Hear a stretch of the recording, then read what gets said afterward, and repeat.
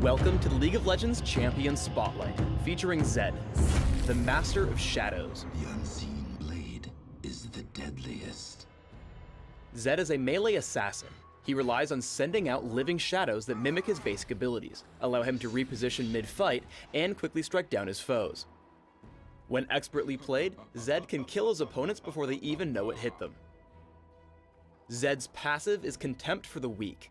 Zed's basic attacks against heavily injured targets will deal bonus damage based upon their maximum health.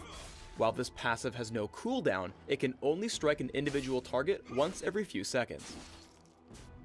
Razor Shuriken fires out from Zed and any of his shadows, damaging every enemy they pass through, but dealing reduced damage to enemies beyond the first. Enemies can be hit by multiple Razor Shurikens and will take damage from each one, but the extra hits won't deal as much damage as the first. When laning, I recommend taking Razor Shuriken at level 1 and maxing it first for consistent ranged damage output. If jungling, grab it at level 2 and max it by level 13. Living Shadow remains in place for a few seconds, mimicking all of Zed's abilities. Hitting an opponent with both a regular and mimicked ability will refund some energy back to Zed. Zed may also reactivate Living Shadow to swap places with it. Additionally, Living Shadow passively grants Zed bonus attack damage. I recommend grabbing a point in Living Shadow early, but maxing it last in favor of Zed's damaging abilities.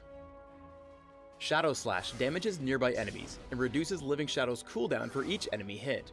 Enemies hit by a mimicked Shadow Slash will be slowed. The slow is increased if the enemy is hit by Zed's Shadow Slash as well.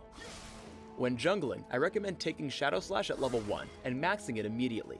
In lane, try taking it at level 2 or 3 and maxing it by level 13. Death Mark is Zed's ultimate.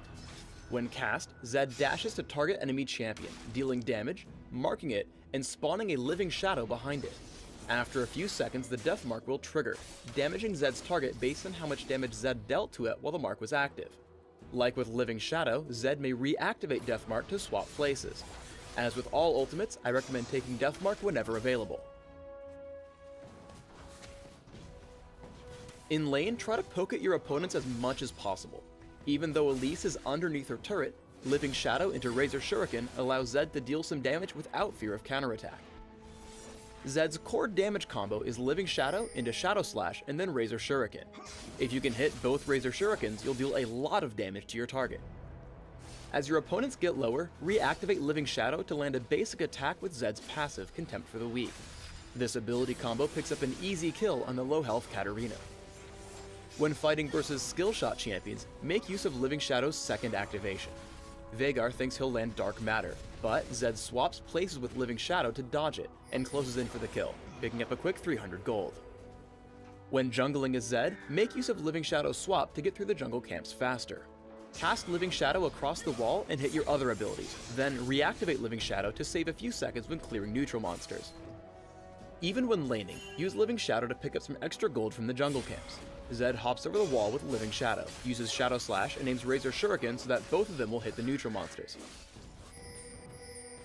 Living Shadow can help Zed escape ganks. As Taric and Jarvan come to gank, a double activation of Living Shadow gets Zed to safety. Now, Shadow Slash will slow Taric, allowing Zed some easy damage with Razor Shuriken. Living Shadow can also be used to close the distance with Zed's opponents. A double activation puts Zed in range for Death Mark. Hitting all his abilities, Zed is able to burst down Veigar almost immediately, picking up the kill and escaping back behind the turret. Always keep track of your Living Shadow's locations. Zed comes across and bursts down the opposing Master of Shadows almost immediately. However, Katarina comes in to avenge her teammate. Zed simply waits for Shunpo and then swaps places with Living Shadow. Even with Flash, Katarina is unable to catch up and take Zed down. Let's put all of these together in a larger fight. Zed sends out Living Shadow with an immediate Shadow Slash to slow the opponents chasing Lee Sin. However, Zed notices Ashe low on health near his Living Shadow.